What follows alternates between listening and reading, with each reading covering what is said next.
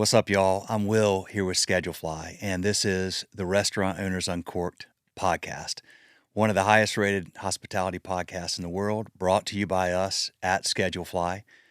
We provide a very simple web-based restaurant employee scheduling software backed by legendary customer service. If you're on pencil and paper or Excel, or you're on some software with tons of bells and whistles and features you don't need or use, Schedulefly is the perfect place for you. Easy to use, point, click, and go, and we'll take great care of you. Schedulefly.com, free trial, check it out. Also, this podcast is brought to you by our sponsors, Pop Menu and The Giving Kitchen and Kickfin, and you're going to hear about them in just a minute. First of all, let's talk about today's guest. Hey, what's up, y'all? Just had a awesome, long conversation with Mike McFall. In fact, we're going to pick it up when he comes here to Charlotte because we had an hour and 20 minutes of conversation, and we have probably 2 hours more stuff to talk about at least. Mike is a co-founder of BIGGBY Coffee. They just opened their 394th location this morning.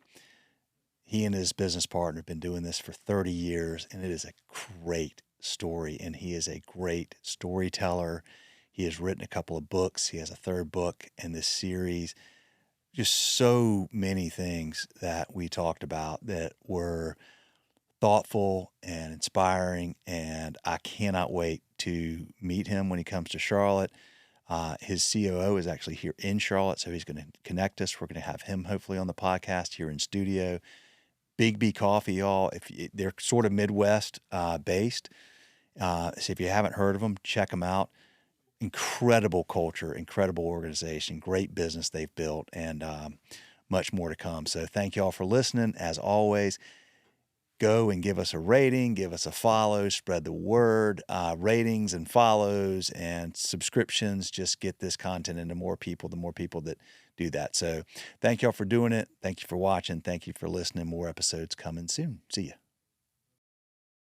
Give your team the gift of Pop Menu AI Answering, a simple solution for phones ringing off the hook. AI Answering handles calls 24/7, 365 days a year, so your staff can focus on in-person guests. Customize your greetings and responses, answer common questions, promote specials and events, and send follow-up links to ordering and reservations. AI Answering handles it all while escalating more complex conversations back to your team. Never miss another tasty revenue opportunity. Pop Menu, the marketing technology platform designed to make growing your restaurant easy. Discover more AI restaurant tools that turn your to-do list into an already done list by requesting a demo today. For a limited time, get $100 off your first month, plus lock in one unchanging monthly rate at popmenu.com. Go now to get $100 off your first month at popmenu.com.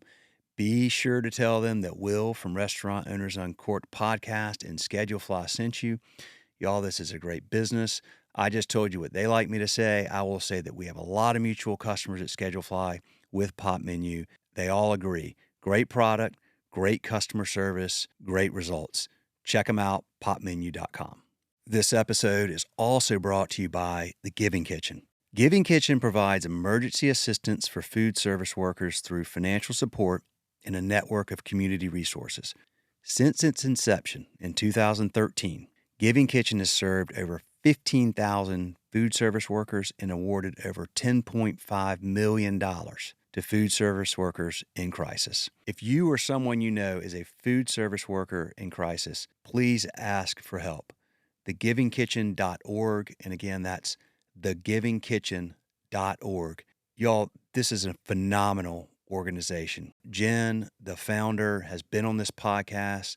Jen Heidinger Kendrick, check out that episode to hear their full story. But if you know somebody or you need help, go to thegivingkitchen.org. Incredible, incredible organization and very responsive and has a wonderful mission. Check them out. Y'all, I am super, super thrilled to have my guest on here today. This is an interesting story from barista to CEO of a very fast-growing, very successful coffee business, BIGGBY Coffee. And if I'm not mistaken, The plan is to be a $1 billion business by 2028. But Mike, introduce yourself. Yeah. Well, thanks for having me. This is great. It's a nice opportunity. I love doing this. Yeah, my story, next year will be our 30th year in business. My story is nuanced by the fact that I started as a barista in our very first store. So I worked, my business partner, Bob, opened that first store, and I was working there as a barista, and we ended up he expressed some interest in having me take a manager's role, in the business. And that wasn't really part of my future, I didn't think. And I was preparing to go back to graduate school at that point. And we ended up going for a long walk. And, at the end of that walk, we shook hands and agreed to start a company. And that's the company that is BIGGBY Coffee today. And we've been equal partners since 1998 in that venture, in that company that we formed formally then. But we've really been working together since fall of '96. And I like I enjoy my trajectory. I had pretty much every role in the business, from barista to shift leader to managers, different management roles in the store, and then an ops role, a marketing role, training, pretty much every facet of the business. I've been involved in it in intimate level all along the way, and been in this current role now since oh boy, 2012, I think, as co-CEO with Bob. Okay, so 90. So what you were going to go to graduate school? What happened like prior to that? You had just gotten out of college, is that right? Yeah. Yeah. So I graduated from college, and I took a straight commission sales job down in Houston, Texas. And it was Okay. When did you graduate from college? 1990, well, technically 1994, although I had my college change my graduation to 1993 so I could be with all my friends at all the reunions. But yeah, I technically graduated in 1994. Um, and then I Okay. took this straight commission sales job, and that was a great breeding ground for entrepreneurship. You Hmm. get up in the morning and you sell something and you make some money, or you get up in the morning and you don't sell something and you don't make any money. All right. So Yeah, that's straight right. commission jobs are, they're tough, but there's a lot of learning there. And so I did that for about a year and a half. Had some real success in that role. But then I came back, took a sales job in a Fortune 500 tech company, and was summarily fired about 9 months later. Just didn't fit that world. There's no way. And then I moved to East Lansing, working on a real specific research project. My mom was a teacher at Michigan State, and one of her colleagues invited me to come work on a project with him, and we uh, all in an effort to get ready to go back to graduate school. To get published and have that research piece under me a little bit. And so I took the job I went and applied at all the coffee shops in East Lansing in that day, and got hired at BIGGBY, and took a job as a barista. Okay, so that was so this God, Bigby's been around for a long time, and there weren't. I mean, Starbucks was around then. There weren't a lot of other coffee shops back then. It was your partner. Was it his store? Did he own it, Yeah, or did he start the first? yeah, Okay, got yeah, it. So you go there to work now. Okay, I got you. I want to say we have a. I mean, I'm like just a couple years younger, I guess. I graduated college in '96. I went and sold Cutco knives.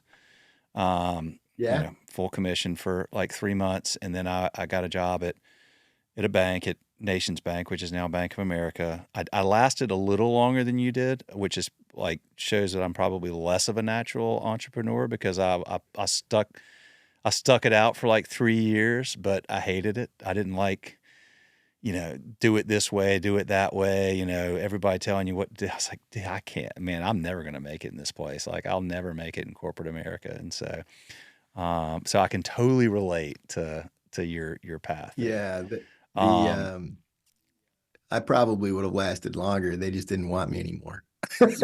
yeah, right. Oh man. Okay, so you guys go on this walk, and you're like, okay, let's do this. I had this question, a lot early, which was like I didn't have an MBA or anything. I got into this is my second kind of go around in the startup world. If but a lot of my family is like, what do you like? You're leaving the bank to this previous business that we sold in 2007. You don't have any business, like you've never started a business. You don't have an MBA. Like, what are you thinking? I'm like, I don't like, I'm actually probably, maybe it's to our advantage that I don't have an MBA. I don't know. But did you get a lot of that as well? Or were you just, Well, yeah, I didn't. And my parents were incredibly supportive of me, and I think yeah, I don't know what was going through their brains at that time. I think they were wrapped up in their lives too. Like my dad was an entrepreneur, and my mom was teaching, and yeah, that thing about my dad being an entrepreneur. Where I grew up, my best friend's mom was a very successful entrepreneur. She won, the EY's Entrepreneur of the Year for Michigan when I was in college, which was okay, huge, and she was had a huge impact on me. And then my dad was a entrepreneur, and he had his own business for many many years.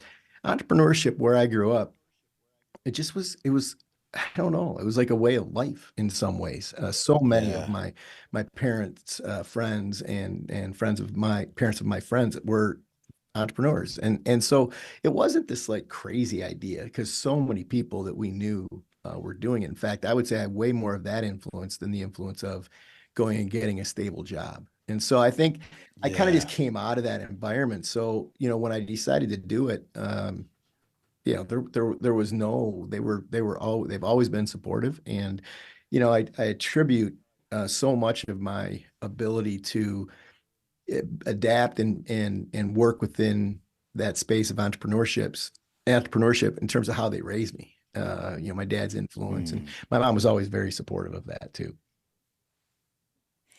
Well, that's great to have that growing up and to just have the confidence and having a lot of that rub off on you. So, but so here you are, you have this walk, you go, okay, let's do this. That was a lot of years ago. I'm curious between then and now, like, were your goals then? Did you say, okay, was the goal, let's go build $1 billion business, or was the goal, let's go build 10 locations in and around East? Like, Yeah. what did you talk about that day in terms of short term and long term vision or goals, or like what you wanted to accomplish? And I say that, and I'm asking that because I want to get around to how you've changed a lot as a leader. I mean, I've watched you on. I've tried to come to this prepared. I know that you've taken a different approach now. You were more autocratic as a leader. You've written some books, so I want to get into all that. But here you are, a young man. The two of you. What was the vision then? Well, I don't think that we had an articulation for the long-term goal. I think one of the things though, where we match up really well, Bob and I, is our ambition and wanting Okay. to have impact. And so, I think I sense that, I think we sense that in each other. Um, the short term goals were survival at that point. It Yeah. was Okay. build stores, try to figure out how to make a living, and that was it. And we were able to do that. It's taken us a long time. I mean, this is 30 years of work, right? So, you know, I that's a part of the story that I really try to convey in the world, is the incredible amount of patience it's taken to grow this. And that it was never, I mean, we're high growth ish. Like we're growing, and we have a real nice track record of fairly consistent growth and so on. But we're not on a rocket ship, right? Like and so um it has taken a ton of patience to build, and that the end game has always evolved. But what I will tell you is, early in life, in my mid 20s, I somehow, well, the story goes, I had an opportunity to become, when I got fired from that tech company, I had an opportunity to become the assistant equipment manager of the Detroit Red Wings. I knew somebody who knew somebody, and at least I was interviewing for it. Not sure I would have gotten it. And my dad, I just tell my dad about it, and he had some expletives, but he's like, the stick boy, because that's what the assistant equipment manager is called in sort of hockey parlance, right? He's like, the stick boy, you should own the blank Red Wings. And he walked away. And I was like, well, Oh, wow. yeah, right. I'm like, well, I'm never gonna play for them. That's we've got that figured out. So yeah, it would be kind of cool to own them. And that became my what we call a moonshot in our world. That became my moonshot. That became like and so just from that moment, I was gonna have to grow something big, something very, Right. very big. And that's always been where we're headed. And it's certainly not a foregone conclusion at this point, but I think that most people would think, hey, this guy's still got a shot. And you're so it's almost like I got a Absolutely. shot. So that is when I talk about Bob and our aspirations and our goals and what we were working on together, uh, it was always going to be big. So that's something you're trying to manifest. That's like Gary, Gary V. Um, Yeah, I love he's them. always wanted to own the New York Jets, and he'll probably will one day. Like, but it's cool to have something that you put out there publicly that you're trying to manifest, and at minimum you're going to get darn close to it, or like you Yeah, said, still maybe you have an opportunity. You never know. yeah, I mean, it takes timing and luck, but time. I mean, I feel like every success story, I believe, is timing, luck, and hard work, right? So the two things you can't control are timing and luck, but you can control the hard work thing. But I mean, everybody that has a big success, I think anybody that does probably realizes if you are real successful, you've probably figured out that part of it's timing, part of it's luck, and the thing you can control is hard work. And you guys have worked hard for 30 years, and you've built a quote overnight success story over 30 yeah, yeah, years, right? Like, yeah. Well, and I also believe that, and I've always believe this way is that we do create our own luck to some degree. Like some of it's yeah. just random, but looking at opportunities that are in front of you, choosing the right path at certain moments, it does allow the opportunity to create your luck, your story. You have to be willing to take some healthy, calculated risks to to manifest that luck for Yeah, sure. Okay, so well, first of all, I want to ask you a bunch of things. I want to ask you, but tell me about Life Lab. sure. So uh, I'll try to give you the abridged version, and you can decide if you want to dive in further. But we uh, went through a very long and arduous process to get to our purpose for our organization, the why we're here, we're doing it, and that was to support you in building a life that you love. And so anybody that we come in contact with, whether it be a customer at the store, or an employee at the store, or a franchise owner, or whoever it may be, what we're trying to do is support you, right, in building a life that you love, and that's our purpose. Vision, we got into improving workplace culture, but we started to work through how we were going to build a company that would support anyone that it touched in building a life that they loved. And so the Life Lab team was established to do that, and to also work through and work on our vision of improving workplace culture in America. So that's where Life Lab came from. And we are 6 years in, and we're deep. We're very deep on it. And so, but Life Lab's an entity within our organization that is focused on helping the organization fulfill its purpose. So it's an organization within BIGGBY Coffee, and you're so you're really focused on.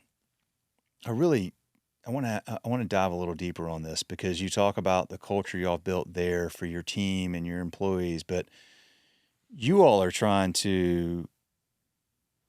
you're trying to add value and spread that to the people you serve as well, to your customers. And to the broader world. Yeah, we really are. And it's so much of my partner my business partner and I, back in 2016, we were lose inspiration around the company and strategizing on different things that we could do. And it became weird because it was everything we came up with was to grow the business. But for what?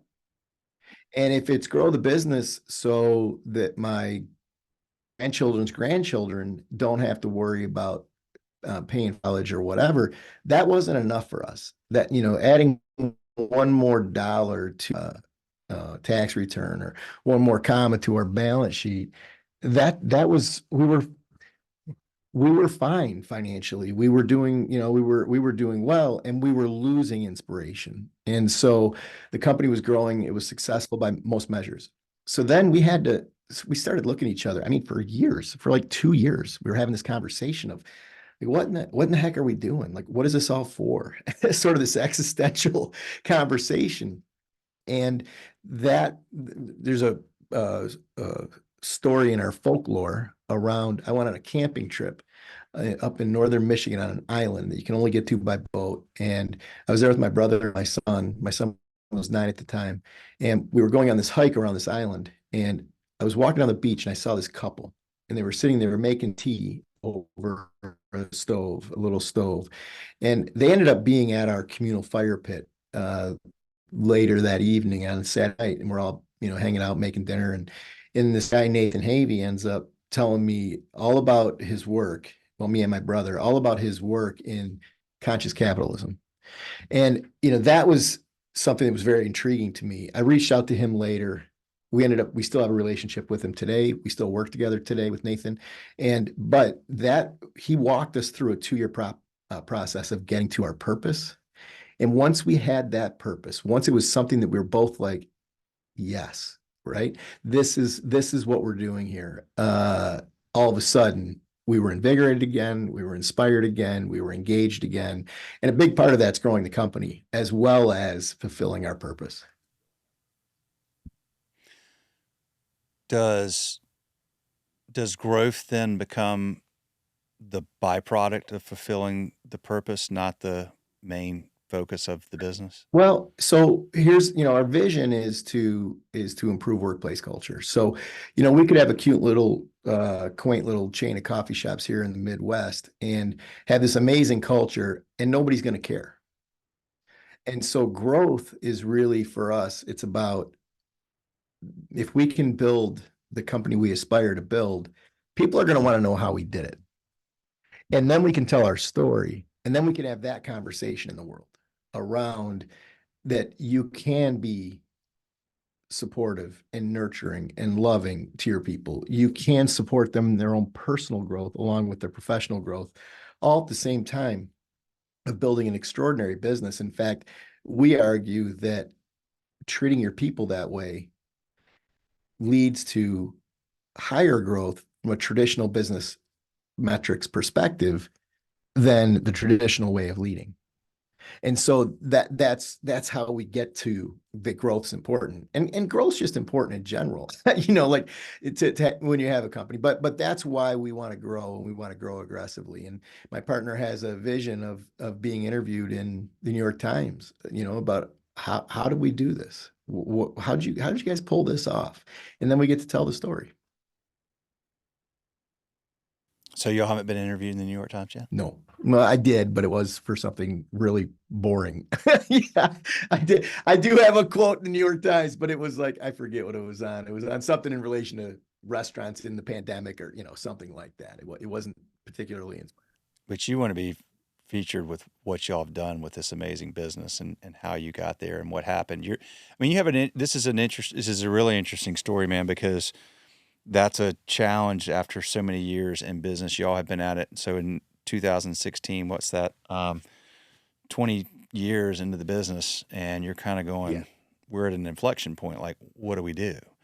And it could have gone in a number of directions. And so conscious capitalism you said his name is Nathan Havey. Yeah. Okay. Nathan Havey. That gave you a bigger and broader purpose, and a broader vision. And it seems like, I mean, when you focus on, we're going to take incredible care of the people that work for us. We're going to take a different approach that has sort of been, the textbook management style for the last 50 years or whatever. And we're going to focus heavy amounts of energy into knowing and loving and care about the people that are on our team and what matters to them, not just at work, but what's happening in their lives. And that's all. I mean, to me, work and life they're not this separate thing. I mean, you have that. Like my buddies and I laugh. We're like, corporate speak, like where people, you're on like a WebEx or whatever, and people talk like in corporate, like they talk differently. They're like a different person. It's like this language they use and this inflection they use, and then they're not like that at home. We're like, why are people different in the work world? Like, why don't you just treat people that you work with the same as you treat your family and your friends? And it's a different way of looking at things, but you all have embraced this to a really high level with caring about, what's happening. So you know, if you're stressed from things happening at home, it's hard to just go, well, leave that at home. Like that's kind of been the, leave that at home. Like that doesn't belong here. Well, but most people can't do that. And it matters. And if you actually take the time to care about them and what's happening, then you're showing that you're intentional and that you care. Well, then what does that do? Then, well, the natural answer is, I'm going to guess, it leads to massive amounts of loyalty to your brand and much less turnover, which turnover kills businesses. It kills culture, right? And you want people to stay and believe in something that's not just, I want to make more money. I mean, there's a certain amount you have to make to pay your bills. And then from there, most people, Daniel Pink talked in his great book, Drive, about, autonomy, purpose, and mastery. Like those are the things that really get us and like get us engaged. And my guess is that that's a lot of what y'all are providing, and that you're creating this culture that people want to latch onto and want to be a part of. And then the growth and the balance sheet part and the financial part just happens as the byproduct of that. Am I reading Yeah. this right? Is that Yeah. like, yeah. How I talk about it, what's the number one thing you hear managers talking about in relation to their people? And it's always accountability, right? How Mm-hmm. do we hold people Yep. accountable? And, my take on that is that you build relationships on trust. And you start to build trust. And by engaging someone as a human being and supporting them in their life and supporting them in their professional development and trying to working hard to help them achieve what they're about, you start to build this relationship and you start to build trust.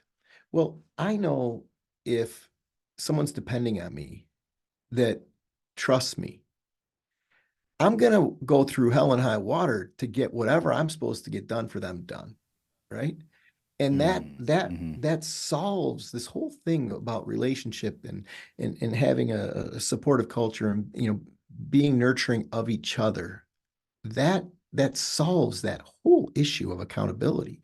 And I want to be accountable to, like, for example, my business partner. Like, I mean, we've got a deep relationship. And I mean, I'm not gonna let that guy down. It's just, and what we're trying to do is create that within the whole organization. It's not just between leader and someone that works with them. It is everybody, right? Everyone builds these trusting relationships. And then therefore you have genuine, authentic engagements.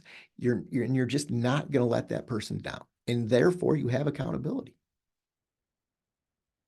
If you think you can build accountability by jumping up and down at somebody's head, that's crazy town. It doesn't work. It doesn't work. No, they're always going to be one foot out the door, or you're gonna cause massive amounts of anxiety and stress for Yep. them, which is going to cause health problems, which is going to cause less time at work, which is going to Yeah. cause, eventually they find, then you get the call, hey, I've taken an opportunity Yeah. elsewhere.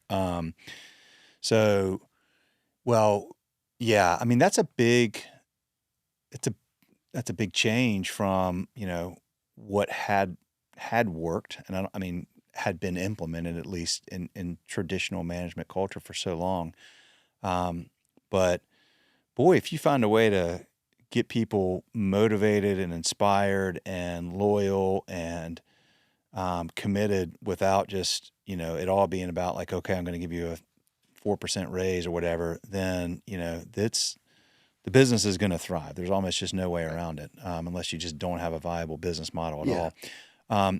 Tell me about, you've written some books. Tell me about your books. Well, the first book, so I have a book series in mind. And the third book is a call to action around this whole concept that we're talking about here, which is legacy. And being a leader isn't about managing your business and your assets. That is management. That's not leadership. And leadership to me is about having a powerful impact on your community and improving the human condition, for lack of a better term.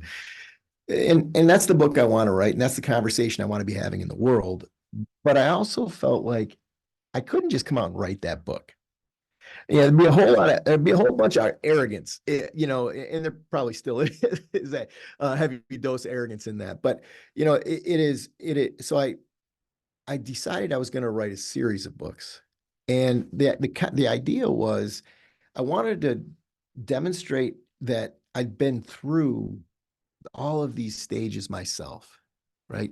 That I did do a startup, and we were, I mean, I was broke for a long time, and I lived through all of that, and that's the first book, which is right here. It's called Grind, and Grind is it's about the mentality and ethos in a startup, and so I wanted to write that book. I wanted to talk about my life during that time. I wanted to talk about my experiences, what I've learned. My whole business model is supporting other people in developing businesses, right? So yeah, I can say that I have some expertise in that area. And so I wrote that first book, and then that book takes you from the day you commit to a new business to your first days of positive cash flow. Then I wanted to write a book that takes you on this journey from what I'm calling the bootstrapping moment.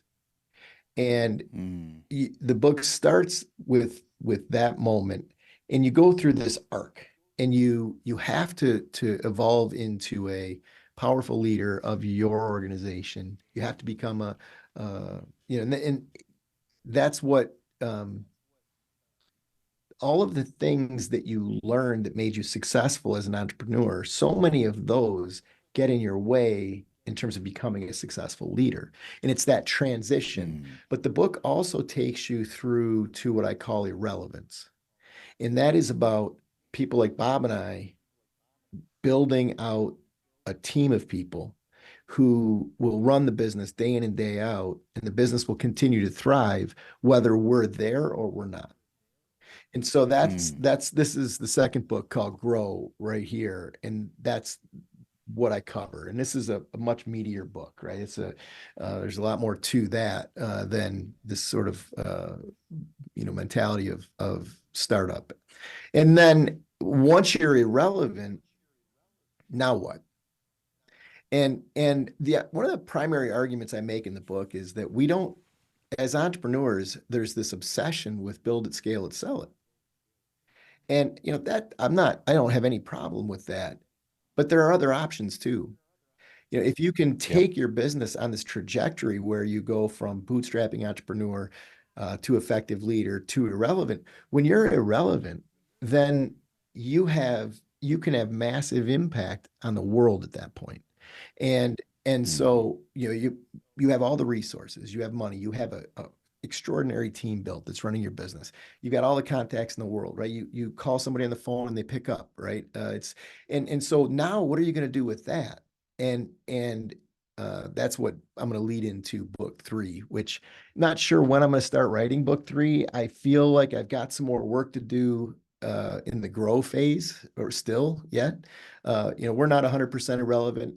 And also, we're not 100% sure that this thing is on autopilot, for lack of a better term. And so, I don't know that I'm ready to write that book, but that's the book project, in summary. How many locations do y'all have at We BIGGBY? just opened our 394th this morning. Wow, Thank congratulations, you. man. How many of those are franchise 100%. locations? 100%. Okay, got it.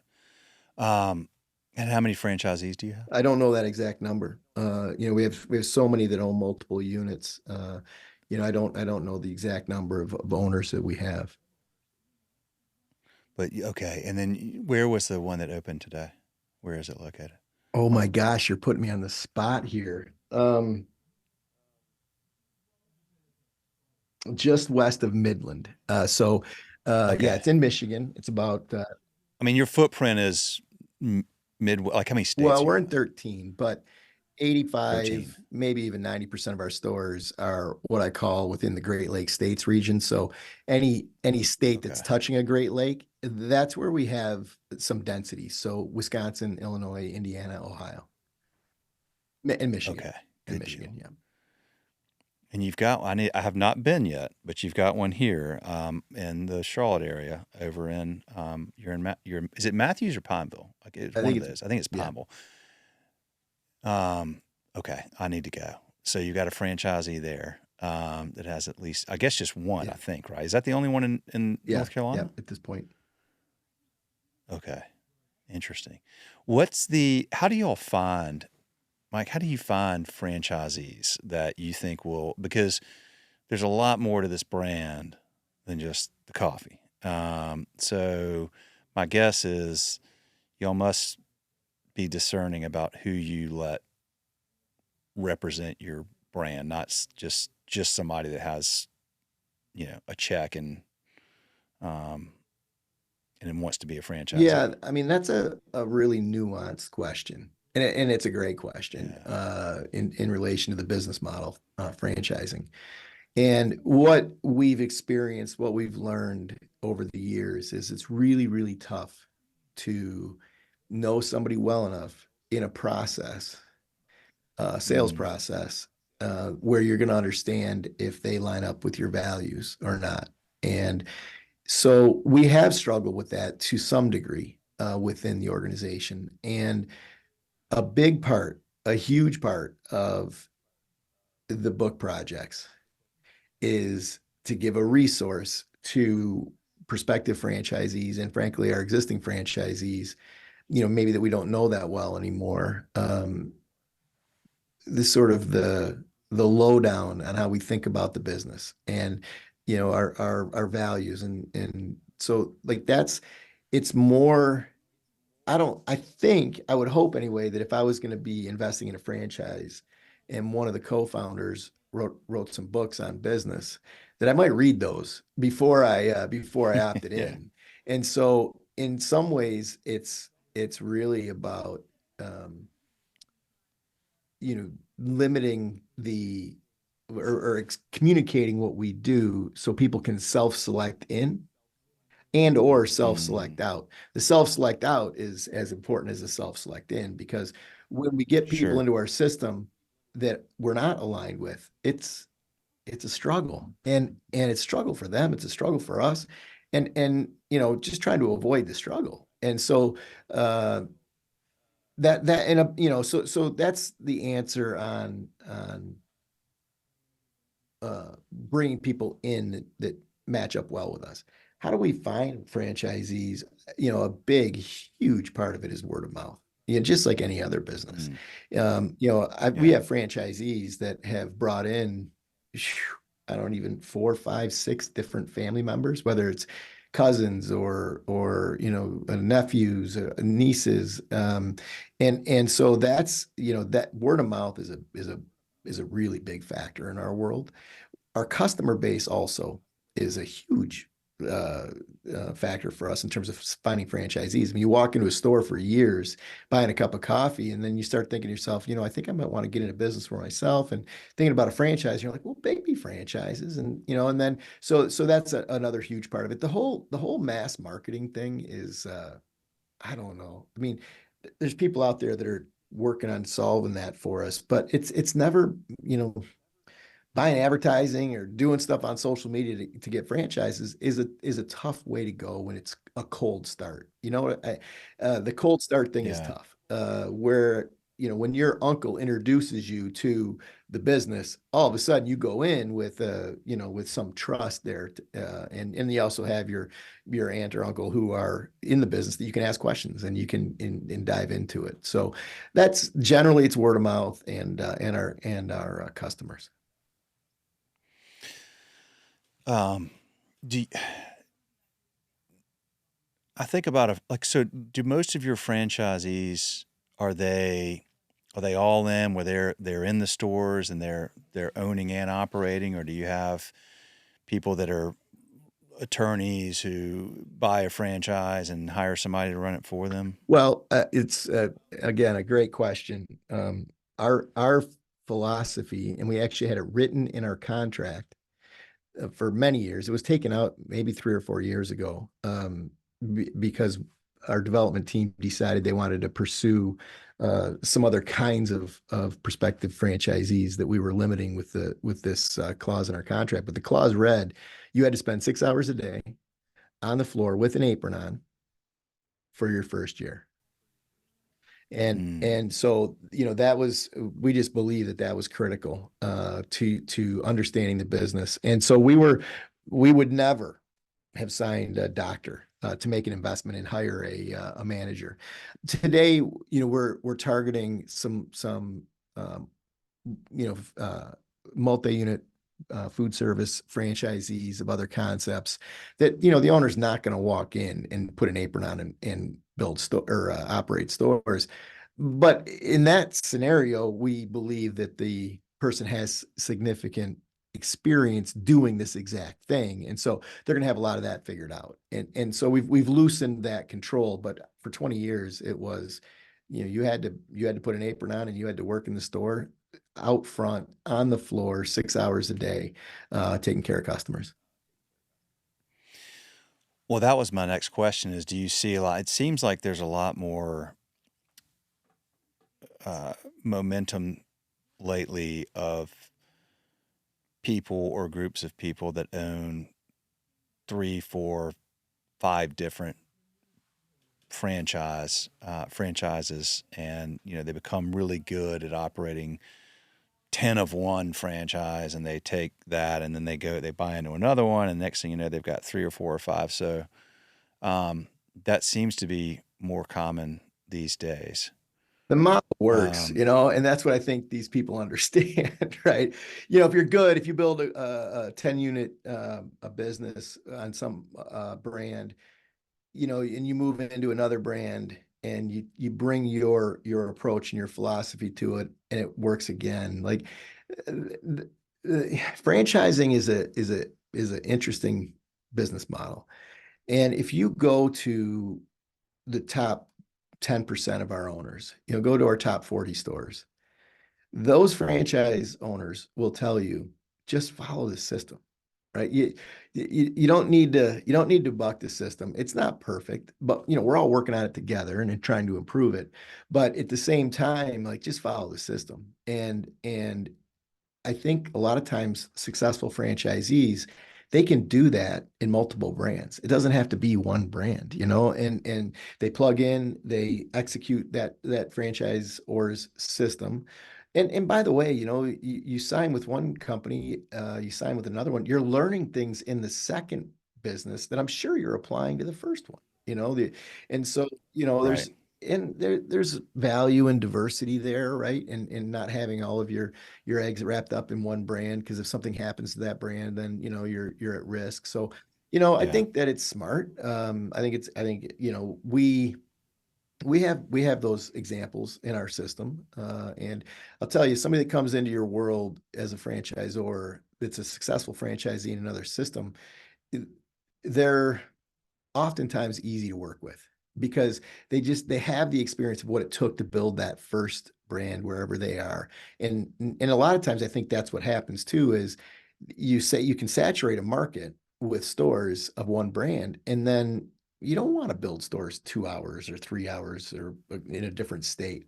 And so you start Yeah. looking at, well, okay, what else can I do in my market where I already have a team, where I already have, all my resources and connections built, and then they go out and find another brand. I think, I think it's just logical. Yeah. Yeah, absolutely. I mean, well, so you said, like, if you go to your top 10%, you go, what are you doing? Well, we're following the playbook. We're Yeah. executing. Like, here it is. Just execute. Well, then that top 10% is probably, the perfect candidate to go, okay, well, I don't want to move. So I'm going to go to this. So anybody that comes to you that's a Right. top franchise in their brand is probably like, yeah, I mean, like, we got that one figured out. Let's give me your We'll do it playbook. again. We'll go Yeah. execute. Yeah. Like, And I think that, if you've been building, if you got 10, 12, 15 units, you've been doing it for 15 years, like it can invigorate your people to launch into a new brand and do something new different. challenge. And so, yeah, we're not, I'm not overly controlling on that at all. I mean, we have one of our most successful franchise owners is now in a chiropractic franchise, investing in that. And we have some other franchisees that are doing other food service concepts. And yeah, of course. Because you're doing that doesn't mean that you're going to all of a sudden neglect us. Like, you wouldn't do that. You've built a heck of an asset with us. You're going to take care of it. All right, y'all, it is time for a little mid-episode break. We're going to talk about Kickfin. Thousands of restaurants, bars, and breweries use Kickfin to tip out their employees instantly. No cash required. With Kickfin, tips go directly to your employees' bank of choice the second their shift ends. It's a really simple solution to a really big problem because if you're still paying out credit card tips in cash, it's costing you. Time-consuming bank runs and cash counting take managers away from work that matters. Cash is hard to track, which leads to accounting headaches, and it creates the perfect opportunity for theft, human error, and compliance issues. Bottom line, there's never been an instant secure way to pay out tips until Kickfin. It's an easy-to-use software that sends real-time, cashless tip payouts straight to your employees' bank accounts 24/7, 365. Kickfin gives managers hours back in their day, makes reporting a breeze, and protects your business from risk. Most importantly, employees love it. Restaurants can have Kickfin up and running overnight. Employees can enroll in seconds. No hardware, no contracts, no setup fees. Visit kickfin.com for a personalized demo. See how restaurants across the country are digitizing tips with Kickfin.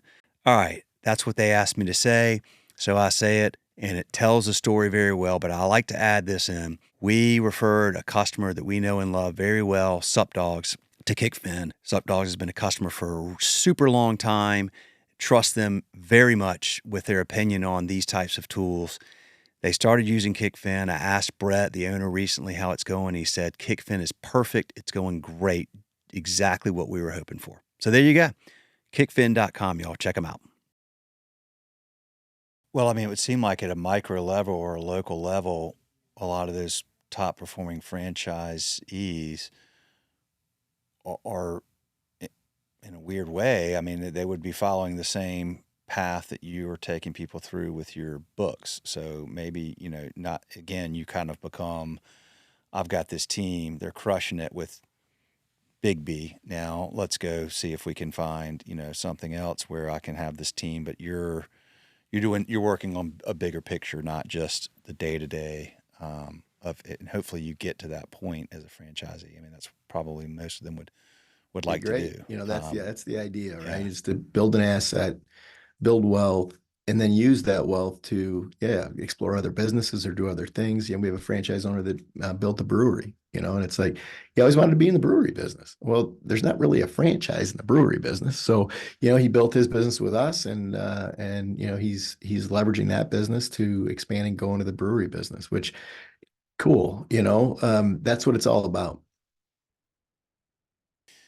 So tell me about first of all, I mean, I love coffee. Okay, so we'll start there. Like I drink, I don't know, 3-4 cups a day. I drink it black. It's like a morning ritual, and I carry it throughout the morning, and I love it. I think of a coffee business, and I go, how do you how do you sell enough coffee to make enough money to be successful in this business? And I don't know a lot about the business Yeah, side, well, I mean, but I always wonder about that. we're fortunate in our business that the margin is higher than restaurants. So, we're out of the gate with a higher gross margin. So we don't have to do the same revenue to support a retail store that maybe a QSR restaurant would have to do it, a burger joint or whatever. And so, that's um that makes it easier. And then, from there, the demand for coffee is extraordinary. It is it is the growth rate in specialty coffee has been phenomenal. And frankly, we just rode that wave. So, when we got in the business, it was a very small percentage of coffee drinkers that were drinking this quote specialty coffee. And so we've very much been riding that wave. And there's still a ton of white space. I mean, you wouldn't think there is because the Simpsons did a great job. There's a Simpsons episode where they're driving down the road and every retail bay is a Starbucks. I mean, it's hilarious and funny. And a lot of the world looks like that especially in the bigger media markets or the bigger towns. We opened stores. We opened a store in, I mean, it's Oscoda, Michigan, and it's 2,700 people. And the Yeah. store's just killing it, right? And it's doing great. And so, there's a lot of market out there where people don't have access to stop in and get a cup of coffee like this. And once the market matures, well, then we just have to compete, and be better than everybody else. And so, yeah, I mean, you are talking about having to generate hundreds of people into your retail store every day, and um, that can be imposing, especially in a brand new market where we don't have brand recognition and nobody knows who we are. But we try to build the model out for the franchisee that it's going to cost you more. I mean, it's just math. And so, you have to go in, if you're pioneering a new market, you have to go in with a different expectation around revenue and how long it's going to take to get to profitability, and you're going to burn more cash, and you got to be prepared for that. And if you're not prepared for that, then um, it's on you and on us because we didn't communicate that very well. So, it's been a magical ride for 30 years in terms of being in part of an industry that's just been growing like crazy. And sometimes I feel like we've missed a boat to some degree. We've got 400 units, and that's a lot of units. But sometimes I wonder, had we been smarter, had we been better, how much bigger could we be? And I think every entrepreneur faces that. Maybe other than the Jeff Bezos and the people that get lightning in a bottle. Those are extraordinary stories that don't happen very often. But for everybody else, I think we all think that, geez, if we just done stuff a little bit better and been a little bit smarter, how much more quickly could we have grown? Still a lot of white space, so as you said, so that's awesome. I mean, do you? So I think of like the one here, Pineville. Like, so if I come to you and I go, okay, I'm really interested, and I check all the boxes for y'all. Do you help franchisees find a location? And I ask that question because that seems to me, as you mentioned, you got to get hundreds of people in there. Boy, you got to nail it with the location, right? I mean, you could get it slightly wrong and still draw people in because you're doing such a great job on executing and the brand has value and everything. But it seems like for a coffee shop in particular, like with the traffic you got to get, you really got to nail that location. Well, I think it's much more important when you're pioneering a market. Yeah. But I also Yeah. have there's a lot of nuance around this location thing right now. And I'm not sure that the consumer today is pulling into your coffee shop because they drive by and see your sign. I mean, I think there's some degree of that. Today, what I do when I go to New York City or I go to, some place that doesn't have a BIGGBY, I'll just go on my app and I'll say coffee near me.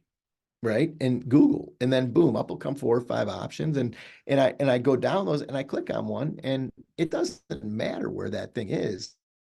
It doesn't matter if it's some C location somewhere from a traditional retail perspective. I'm going to find it, right? And I'm going to hit put it in Waze, and I'm going to follow the blue line to take me right there. So, I think a lot of what's going on in the world right now from a location perspective is changing, and I think it's changing dramatically.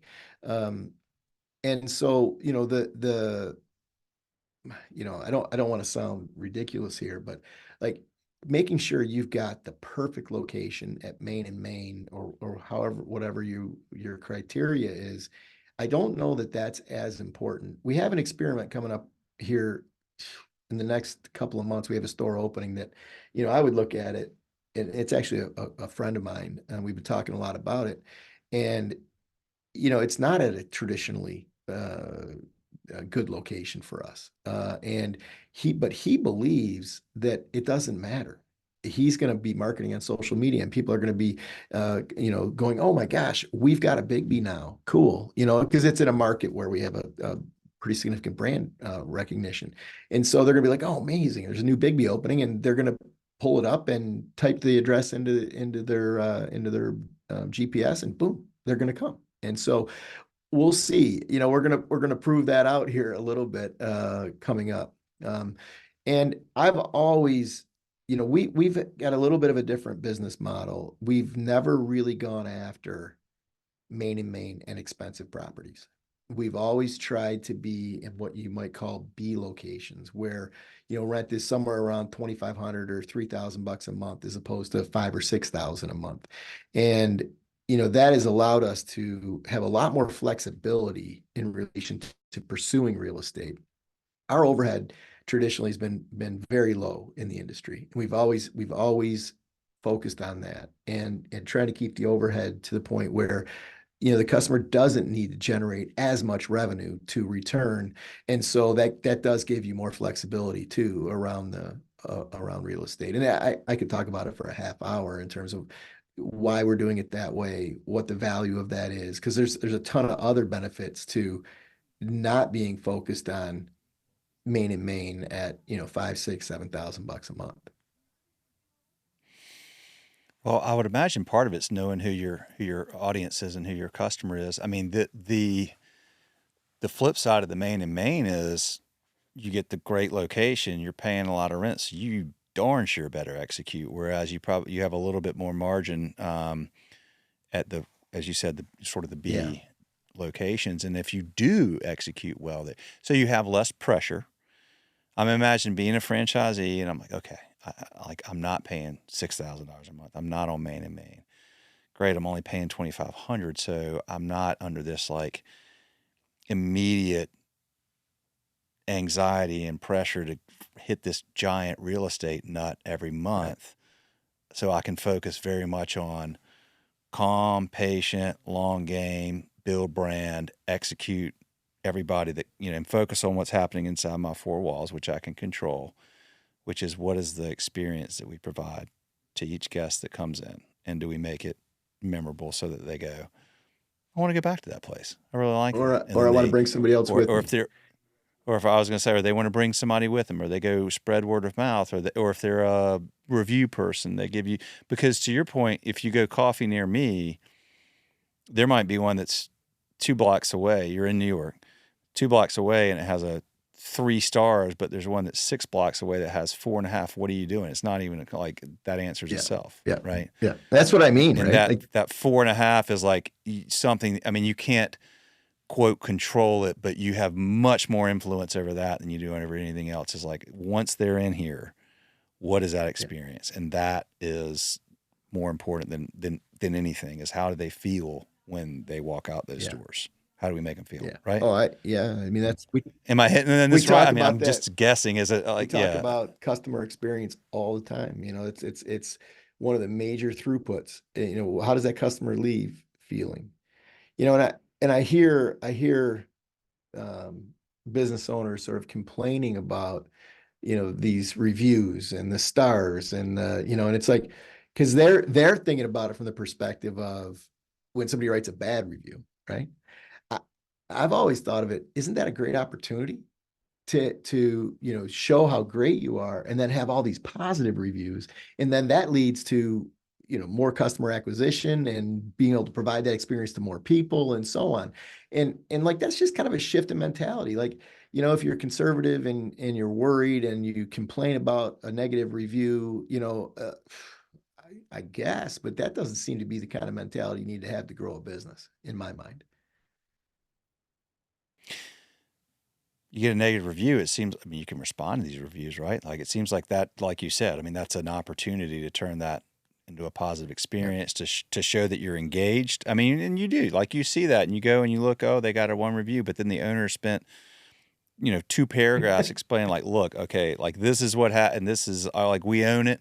So you can be accountable and you can own it and turn it into an opportunity to publicly own that situation, offer something to that guest, and then do that in a public forum, which Beautiful. it reflects a very positive light on Yeah. you. I mean, I would think. I mean, that's what you got to turn that yeah. into an Yeah. opportunity. Yeah, And having to be, you're always going to get that. You're always going to get somebody, even if you're going to get people that maybe didn't even come in. They're just mad and they just want to like, But it's rare, and when it happens, you can.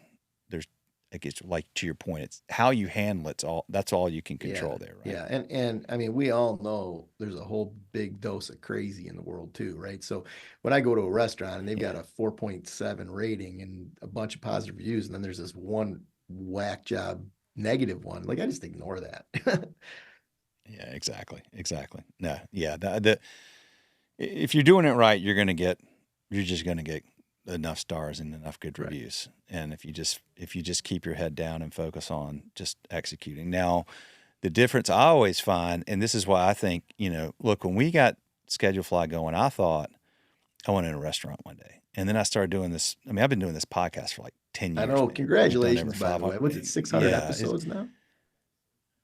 It's like, this is like Okay. Yeah. 527 Yeah. or something Yeah. like that. And we've had like 700,000 downloads, and that's growing. And, when I started, I mean, I had to beg people to come on this podcast because everybody's like, what the hell's a podcast? But I thought, like, at the time, I thought I want to own a restaurant one day. And then I started talking to all these people. I'm like, oh my God, like the things you have to master, and like all the skill sets and the ability to deal with like all these different things that can happen any given time, like metaphorical fires, literal fires, freezers going. I mean, it's crazy. So I'm like, okay, I can't do that, but I really admire people that can. But I think about, you know, handling. I mean, one of the biggest things I've noticed is that people that are really good in this business, Mike, they're very good at dealing with all of these, like, you can call them negative things, but the inevitable things that are going to happen if you're in hospitality. It's really challenging, and you have to handle it calmly and consistently and just turn these things into an opportunity. And I get that as an owner, as a franchisee. The big thing I always admire so much is, how do you find people to work for you who, and this is where the leadership thing comes in, who will execute the way you would as a owner, or the way you would want to lead them to execute. That's where you've got to be. I think, I would imagine, you really have to understand who you are as a leader and how you inspire people, through, and this is probably why you had the 6 hour thing, like through setting an example, through leading by example, through not asking people to do things you haven't done yourself or wouldn't do yourself, through empathy and intention and kindness and caring about them. This is a set of skills that, to me, if you're good at what you do in hospitality, you've probably developed a set of skills that are transferable to almost any other career, is my take on it. Well, I think, there's, again, I mean, we could spend an hour on this topic too. I think one, I've always told my franchise owners that if you execute the system and you embed the system inside of your store, your employees will be better at this than you are. And I believe that firmly. Thus making you irrelevant Yeah. in a way, like you want them to Yeah. be. Yeah. And then the Okay. other thing that I want to react to in terms of what you said was this concept of, and I hear it constantly. It's like this reoccurring meme in the world around finding good people. And my take on that's very, very different. And that is that we don't find good people. We create an environment that good people want to be a part of. And Mm, when you do yes. that, you are not worried about trying to find a needle in a haystack. In fact, you don't like when people come into your world, if you're looking for a superstar, it's going to take your business over and run it for you, just the way you would run it. You are on a fool's errand. And so what you Mm-hmm. want is you want good people, conscientious people that come in, are willing to learn the system and love the environment, love being there, love their colleagues. And at that point, you're going to have a line of people at your door wanting to work within your company if you pull that off. And so to me, that's leadership. That's a big part of what my second Mm. book is all about, right? Is creating this environment that people love to show up to, and they want to perform and they want to be accountable, and they want to be a part of something exciting. And we experience that, right? I have friends that own businesses, similar in scope to mine, who are out trying to find C-suite executives and so on. And they can spend a year or a year and a half looking for, some particular role to fill. And, we don't struggle with that. It's when we post, when we tell the world we're looking for this kind of a person, generally speaking, we just get hit up with a ton Yeah. of interest. And so, you know, it's just, again, it's a little bit of a different perspective. And I this concept, is it Jim Collins that writes about the bus and getting the right people on the right seats on the bus? And then my response to that is, but first you got to create a bus that people want to ride on. Right. Like people want to pay money to get on your You get it. bus and they want to ride with you. Like, Yes. and then, yeah, like, Yes. I agree with Jim Collins. I think his points are brilliant, but I think he misses that one piece that you got to create the bus people want to climb on and ride with you. And when you do that, you're not worried about finding people. You're not worried about finding good people. You're going to have plenty of people interested and available and wanting to come work for you. I think you nailed it, man. There's to your point, there's a grocery store chain. I think they're out of Florida called Publix, and they opened near us a couple years ago. And some of my LinkedIn videos, I actually go sit there and work. They have this like little area upstairs where you can go work, and I go there because the culture there is just really Renowned. good. Yeah. And so am I hit? See, I didn't even know. I can tell you this, my so about it. See, I just went and I'm like, I've been telling my wife, I'm like, I want William to work. He's 17. I'm like, I want him to work there this summer. Like, I want him to apply and work there because I literally anytime if we need something, Lauren knows. My wife, she's like, you want to go? I'm like, yep, I'll go. I love going to Publix. It Yeah, makes me great. happy. It's a great.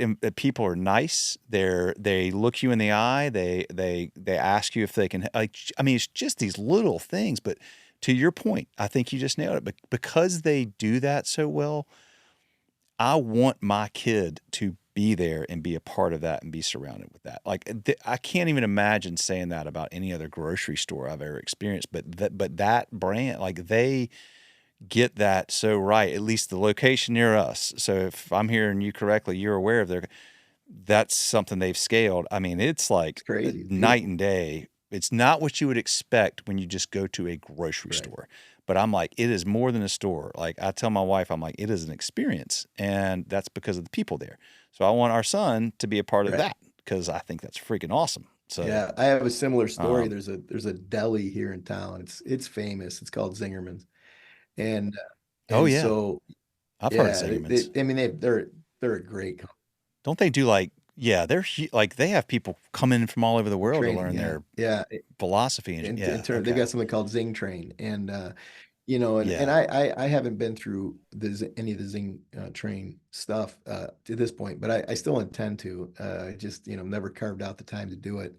But my both my older kids, I have a 18-year-old and a 17-year-old. I was like, I want you guys to work at Zingerman's. I want you to work. And my son opted for another job that he loves, and so that's good. But my daughter applied and got a job there. Well, Zingerman's, at least from the outside looking in, and everything I hear in the world is everybody wants, and people want to work there, right? They want to be a part of that. And the fact that my daughter got hired, I was super proud of her. And she goes in and she's working there, and I pay attention because she talks about it. And you know what? The employees are not enamored necessarily with Zingerman's. I mean, it's not a, and I don't believe that people, everybody in Big B Coffee is enamored and loves Big B Coffee and working there.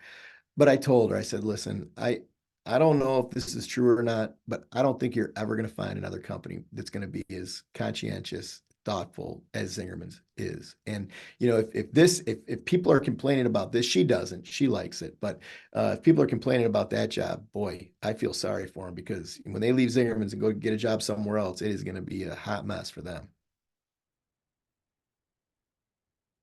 Which is when they'll appreciate it more and probably want to come back. Like, yeah, if you don't like that, it's probably because you haven't worked anywhere Right. else, right? Like, it's your first Right. job, and you don't know different, and then you go somewhere else, you're like, oh god, never mind. Like, that place is pretty freaking awesome. Yeah. Um, so okay? Well, I want to respect your time. We should probably wrap this up. I think you and I could talk for a long time, and I do want to talk to you more. And I think you said you're coming to North Carolina in May, right? Yeah, May 21st, I believe. I'm coming to Charlotte. Yeah. Okay. I mean, I'm there. So let's Let's do it. let's go over to the Big B's in Yeah, Pineville let's do and it. and hang. I Would think we already set that up, didn't we? Or no? I asked somebody in my world to reach out to you to try to set that up, because we talked, or we texted about it, wherever it was. So I'd love to yeah. do it. I think it'd be great. What are you coming to Charlotte for? Our chief operating officer is based in Charlotte, and then our chief financial officer is based in Hilton Head. They always come here, right? They're always flying to Michigan, or they're always flying to Ohio. And Ah, so, for years I've wanted to go visit them, and make an effort to spend time with them there. So I'm going to fly into Charlotte. I'm going to have dinner with Cordell, who's our chief operating officer, and then I'm going to get up in the morning and drive to Hilton Head and have dinner with Aaron, and then I'll get up the next morning and fly out of Savannah and come home.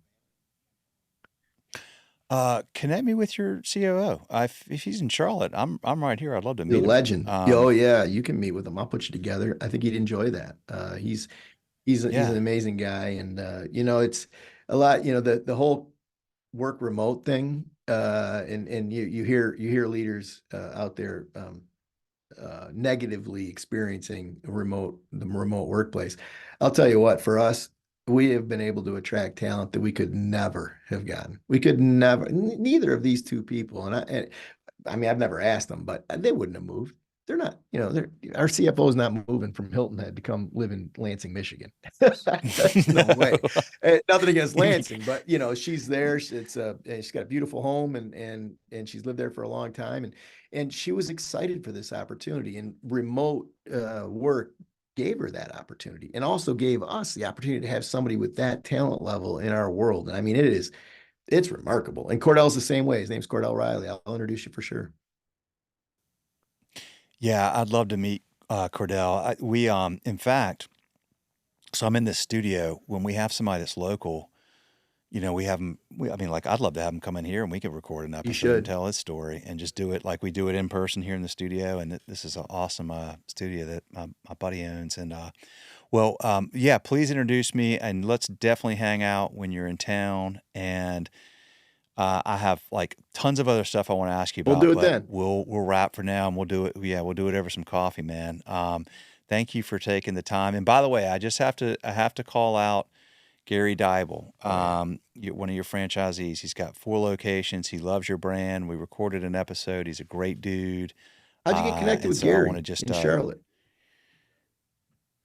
well, I got connected with Gary because he is he must be one of your top franchisees because he's smart enough to use Schedulefly to schedule his staff. And so that's how I got connected with Gary, because I saw, like, he signed up, 4 locations. And when somebody signs up for Schedulefly, they do a 30-day free trial, and I get a text. And I have a flip phone. So it comes to my flip phone, and I call him, and I'm like, hey, thank you. And I get to know him. And then he was telling me about BIGGBY. And I was like, dude, man, you want to come on the podcast? And so that's Yeah, how I Gary's met him. And then special. He's special. He's got a I heck started of a seeing story. you on LinkedIn. Yeah, and he talked about you, and then I started seeing, and you do a great job of telling your story, and you're making these cool. I'm like, man, that guy looks freaking cool as heck. I got to see if I could get him on here. Like, I just like how you share your story, and you're creating content, and you're just, storytelling's just such a big part of building a really successful brand, and you're great at it. Well, So thank you for that. that's why I really, we're 12 episodes into a podcast we're working on, so I've got much respect for you. And what I told my team and the woman I'm working on it with closely, I said, listen, if we're not doing 100 episodes, I'm not starting, because the first 20, 30, 40 are going to be horrible. you know, yeah, you learn. It's trial and yeah. error, and it's A/B testing and learning your style and Yeah, everything. it's It's complicated, and same with the yeah. messaging on social media and all of that. I still watch 50% of my stuff and cringe. It's just like, oh yeah, but you just got to keep going. And it's 30 years from now, if I did this for 30 years, like I did building BIGGBY, I mean, I'm probably gonna be pretty good at it in 30 years. You can't expect to come Yeah, into a new that's right. venture like this and 8 months later Mm-mm. be proficient and good at it. Like you've got, I mean, how long did you say you've been doing this? Really, over Yeah, 10 right. years. And Yeah. you're very good at it. This is a very natural conversation. It is, you're obviously a pro, but I'll bet you weren't this good at it your first. Oh, no, you know, God.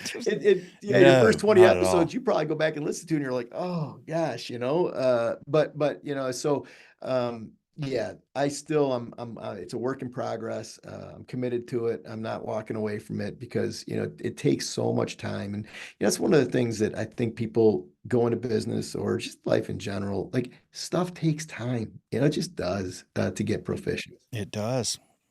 It does. A buddy of mine wrote a book called The Hockey Stick Principles, and he talks about, he uses the hockey stick as, he talks about the blade years, right? So you're a hockey guy, like, he talks about, like, when you start, the blade years are this flat period. It's long, right? It's a long time before you hit that inflection point and get to the quote hockey stick growth. And a lot of people, a lot of entrepreneurs, they give up somewhere on the blade years because they get impatient, or they don't think they're good at it, or they just, with some combination where you're just like, forget it.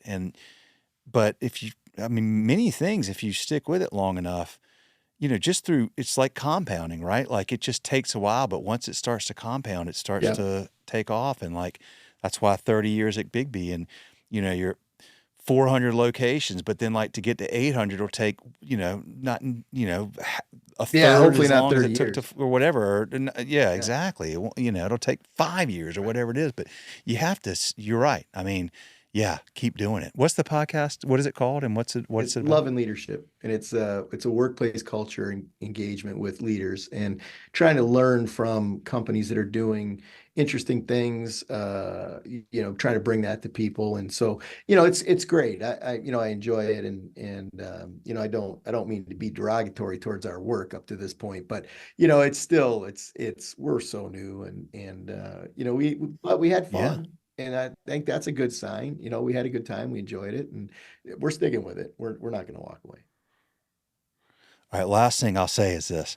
I'm going to try to get, um, y'all connected with the New York Times. And this is literally, I'm not making this up, like an hour before we did our podcast, I got off the phone with a lady from USA Today, and she is writing a story about people that use flip phones. And on LinkedIn, a lady that knows me, that knows I have a flip phone, this lady at USA Today said, I'm looking for people that use flip phones. And this lady that knows me follows her and tagged You're me. kidding. And this lady called me. She's like, "Can I talk to you about this? I'm a tech writer for USA Today, and I'm writing this story about people that are using flip phones. And I'm like, sure. So we talked for an Oh, hour. nice. But the reason I'm telling you this is to set up the fact that she used to write for the New York Times and, knows people there. So I'm going to call her to be like, man, I got this guy I just talked to and like this awesome freaking coffee chain. Like, let's get him connected with New York Times because that's this guy's goal is, Yeah. your partner wants to be. So maybe she can make a call and get somebody to, because you got a great freaking Thanks, story man. and like Thank they you. should be telling your Thank you. story. So we'll try, it's worth a shot, I know right? we're trying to Like, end this, but I'd love to hear your take on why the heck you use a flip phone, because I aspire to use a flip phone, but there's just so much utility in that other device, like, well, I tell you what, we'll talk more when all you right. come, but the article comes out on like the 15th, like next Oh, week or good. whatever. So she's and it went from like I think she talked to me a few minutes and then she realized I co-own and run a tech business, yet I use a flip phone. And so we got in this whole story about our business and it was really That cool. is cool. Can you ping me with that Yeah, article when it so comes out? I'll do it. And you know what's crazy? I think did Wyatt leave? Yeah, he had to leave. I got off the phone with her. I drove to the studio. I walked into the studio and there's an intern here named Wyatt. He was one of the people setting this up when we got here. And he goes, I hear you use a flip phone. And I was like, well, yeah, I do. He's 20 years old. He goes to Williams College. He's home for a break because he's like ahead of schedule or whatever. And he goes, well, check it out. And he pulls a flip phone out of his pocket. I'm not kidding. Like 20-year-old dude. He's like, many people in my generation are just like, forget it. Like we're going back to flip phones because we don't want to be this like constant dopamine, hit and all this kind of stuff. So we'll talk longer about Yeah, I it want to. I when you do. come. I But do. I, I aspire. I will definitely send you the article. It's been 4 years this June that I'm off of the iPhone. I had an 11 and now I've had this Kia Ceira for 4 years this June. So, dude, thank you so much. What a great conversation. I really enjoy getting to meet you and getting to know you, Mike. And you're a very inspiring dude and your leadership style is awesome. And I love what you're doing. So I'm super thrilled to have this opportunity and definitely stoked to connect when you're here in Charlotte and get me connected with your guy here, man. I'd I love to meet will. him. Thank you for the opportunity to engage, man. I really do appreciate it. Yeah, All right. absolutely. All right, Take man. care. Will. That's a Bye. wrap, y'all. All right. Have a good one. See ya.